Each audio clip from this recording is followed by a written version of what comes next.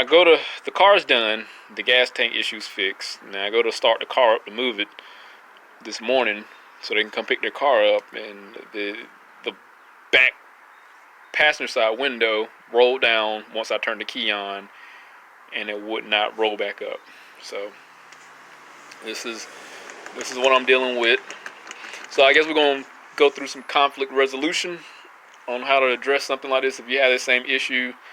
Now, there's a very simplistic way to diagnose this, and a person can simply just swap the switches and see if it worked and be done with it. But I took the long-winded version and didn't pry the switch out on the other side initially, and I can wind up concluding that the switch was faulty on this side before realizing like I could have simply just done that. But I mean, hell, I live and learn, and I'm not a parts changer type guy, so I got the other switch out on the passenger door there, rear driver side door. There we go. And I'm gonna show you real quick. I'm gonna pry it out, put the other one in there, get it to work, since this one's obviously not working. And I'm gonna go through the steps on diagnosing this. And I actually may just pull this apart because it might be a free fix. So I've repaired other switches before in the past, but I'm not sure if this one can be repaired for free or not. I don't know how the design is, but switches are stupid simple. They're just switches. They just reverse the polarity. But I don't know if there's like some type of microprocessor inside of this joker. Now I will say, I tried going through my scan tool initially to try to roll up the window, but I don't think this has its own module where it has its own logic system, some type of computer system where it can be bi-directionally controlled. That Corona. So I didn't have that option, and then that's when I resorted to just going to the manual option, just testing power and grounds. So let's get right into it, because I will talk all day and see what's up with this switch. All right, we're gonna do the stupid simple diagnosis first, which I should have done in hindsight, and that's simply just swapping the other one with the other one. So I'm just got a flathead here. Pry this out.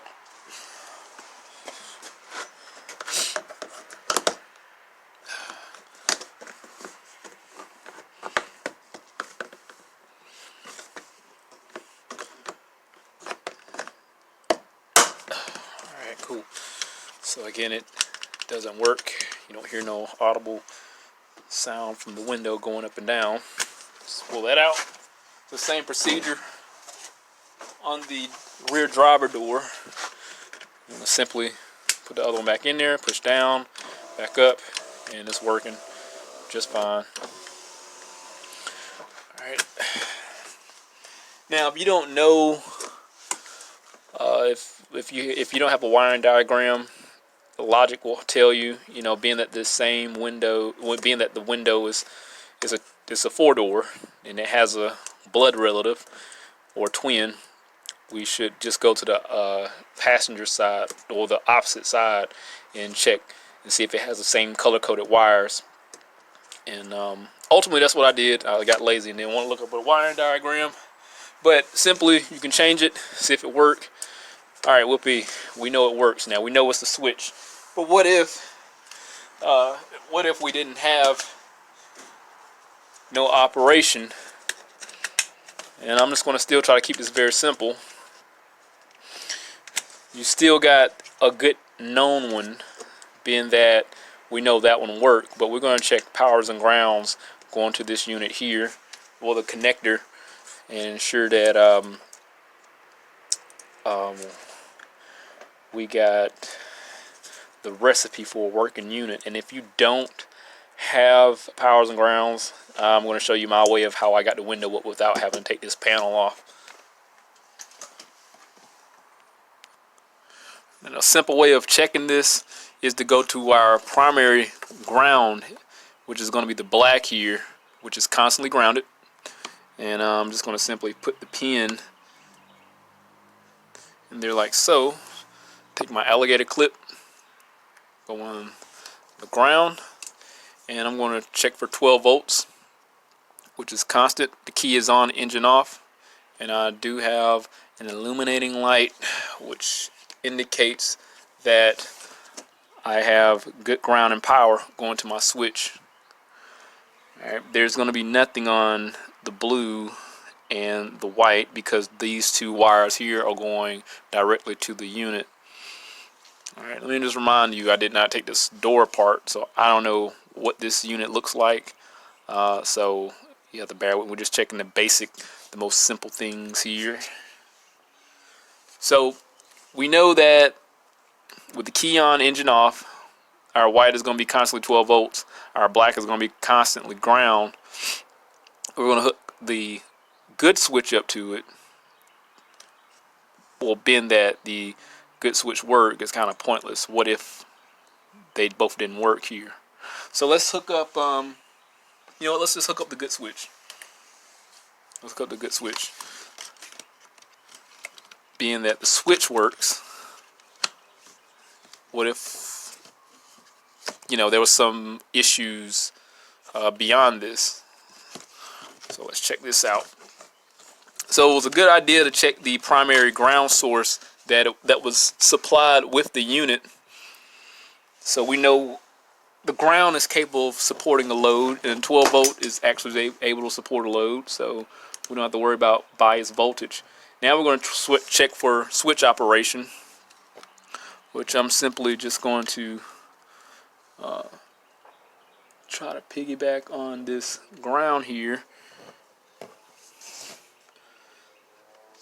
going to stick the pin in there so it'll go through. We might have to go straight through it. So I can leave it just gradually in there.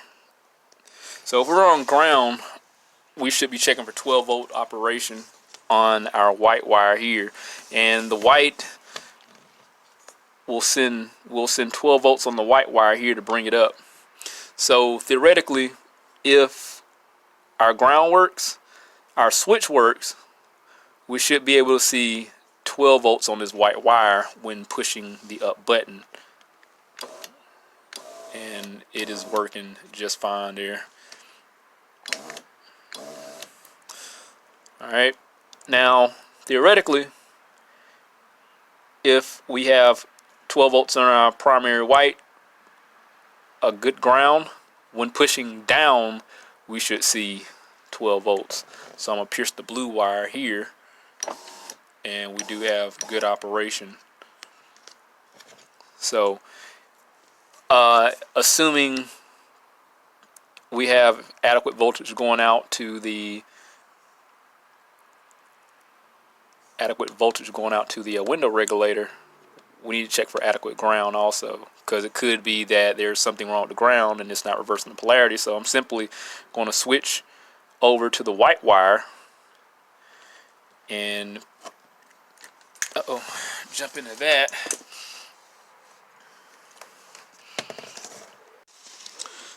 Having some issues getting this pin in there, so we're going to check for adequate ground, and we're going to just tag on into that white wire there. So we got 12 volts on one side. By the logic of how voltage work, it travels to ground, then we should get a working bulb here. Alright, so if we're on 12 volts, and I do believe I stated that up is supposed to go to the white, then going down should, be supplied a ground. So this is, it seemed like, let me see, I got my light is illuminating here. So they're illuminating there. I'm going to push down, and it's still constantly producing voltage. It stops when I push the up button, so it reverses the polarity. If I push down, it stays lit. If I go to the blue side on the output, it's still illuminating also. So when I push up, it stays illuminated. So you don't really even have to operate the switch. So they're both supplying ground here, so that's working just fine. So let's try to get if we needed to get this window up. Ideally, you don't want to leave this connected. You want to disconnect it, because if there's ground being supplied when the switch is connected, if you apply 12 volts, that's strong enough to short out the wire. So we need to unplug this switch if we were trying to get this window up. And we're going to need not one, but 2 jumper wires. Being that the switch is disconnected, there's no ground or ground being supplied to either one of these. There's no ground being supplied to either one of these outputs. So let's get 2 jumper wires and try to get this window up. Alright, here's the kicker. Theoretically, this would only apply if your both of your switches are going out. I mean, not just one switch and you can just simply take out the other one and jump it off. But I'm going to, so to go up, I need to jump the black with the blue, if I recall properly. It's just like a breadboard. So now we have our constant 12 volts, and we're going to jump the white with the white. I think this will bring it up. Don't hold me on that. We're going to find out momentarily. In just a second. I don't want no frayed wires jumping. Let's see what happens. Alright, yeah, it's going up. That's it. If I want to bring it down, I would just pretty much reverse the polarity and let's try to bring it down here. So I will stick 12 volts here. I'm sorry, the ground on the white, and 12 volts will be on the blue this time.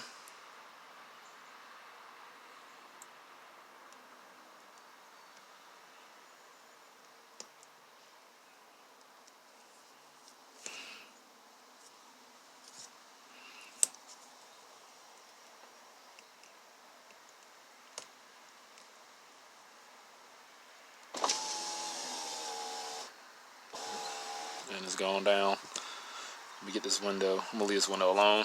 But yeah, this is just in case you're in an emergency situation. If you don't feel comfortable, don't do this, because you will break something and burn something up. I am what you call not a professional.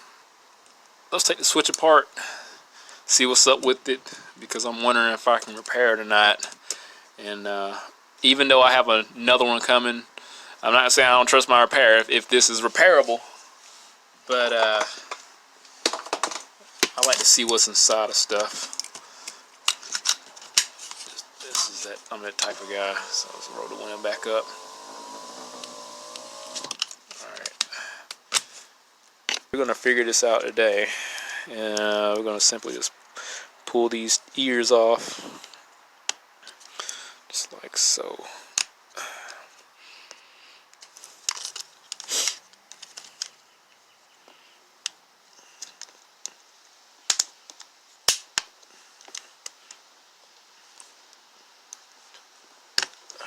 Cool.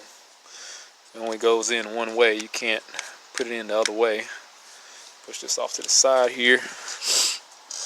Alright, looks like any other switch. Do I need to go from the bottom here? That I don't know. We're going to start prying.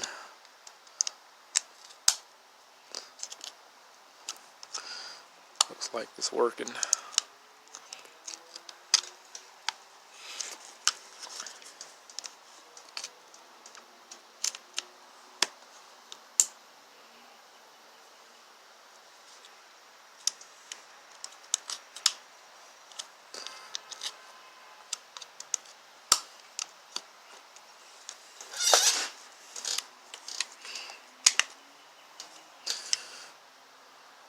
It's all microprocessing.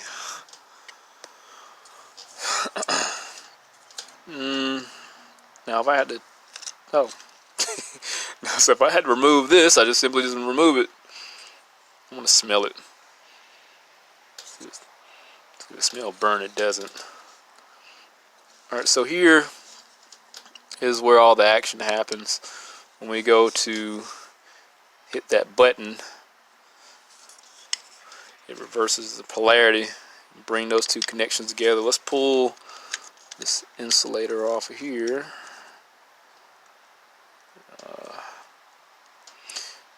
So there's nothing to this. It's not like those simplistic switches where it just slides over these metal. Can I call them pedestals, or it's like a seesaw in a way. So when you push down, these are just metal arms here that just basically reverses the polarity over one over the other. So these are not like that. This is more intricate. And what happens, let me see if my light is, let me see if I can zoom in on it. So lightly, this is not going to be repairable. So if you see the break in the wire here, so lightly what happens, this takes a little bit of voltage and makes it a lot of bit of voltage, essentially. So it's basically bringing this broken connection together, and activating this relay, which would allow our power to probably be distributed elsewhere. So nothing happen worse than it already is. So I'm gonna take this here, go to my ground pin,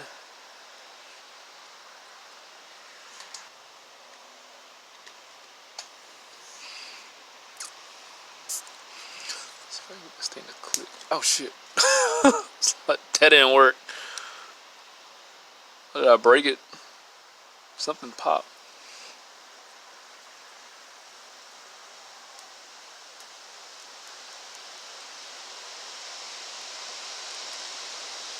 Well, yeah, I broke the link inside of it right there. Oops. I broke that part of it. So there was a fusible link that I totally destroyed. Either way, I mean, yeah, see, it's connection here, but none over here. It's fine. It is broke anyway, so I'm not worried about it. So it won't like it was gonna be capable of being repaired. These are like microprocessors anyway. Not worried about it. So either way, I got a U switch coming in, and I'll want to get that installed. But just out of curiosity, this is what it looks like on the inside. Something unrepairable. It's too intelligent for me. I can't fix it. And you know what? I'm cool with that. That's why I can get used parts. Not really used parts, but I got something coming. Not a big deal. So obviously today we was able to look at how to get the window back up if both switches are defective. What are the odds of that? And assuming the window regulators are good. Now this is just a very basic test of everything that I went through. Nothing in depth, because I'm pretty sure the other two wires are dealing with the safety feature. So if there were some issues, like when you if it detects a load on the window, it'll prevent from continuously rolling up, so it'll keep it from killing somebody or seriously injuring them. So I'm not sure how those wires operate. I didn't bother look at the numbers or anything, but we just look at something very basic, very basic. Cut this joker open, see exactly what's inside of it. It is definitely unrepairable. It's beyond my scope of expertise. hell, I got an idea of how it works, but shit, I wasn't gonna really invest. I would rather put some bolts to it and see what happens. And plus, it's broke anyway. It's not like I was gonna be able to fix it. I already knew once I tore that damn thing open, it's unrepairable on my end. The used one, that switch here in the stores is around $200. I got a used one coming for a very reasonable price, so I'll get that installed when it comes in Monday. So if just to recap, so if a person has any issues with the door, the window going down on the rear passenger and rear driver side, they have the means of getting it back up, just jumping those grounds, those two of those 4 wires. You got the ground height, and just bridging those two for the input to the output, and that's simply it. I wouldn't do it if you wasn't afraid of blowing something up, so just leave that alone. Plus, let's leave it up to somebody else.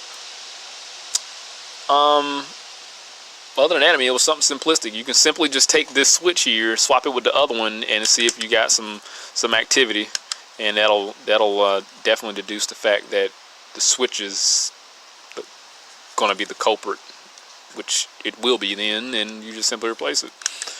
Other than that, this is I'm trying to make this. Didn't want to make this long-winded, but I think it's going to be long-winded. Hit that link, subscribe to the channel, stay informed, how to reassure on my work, and see you on the next one.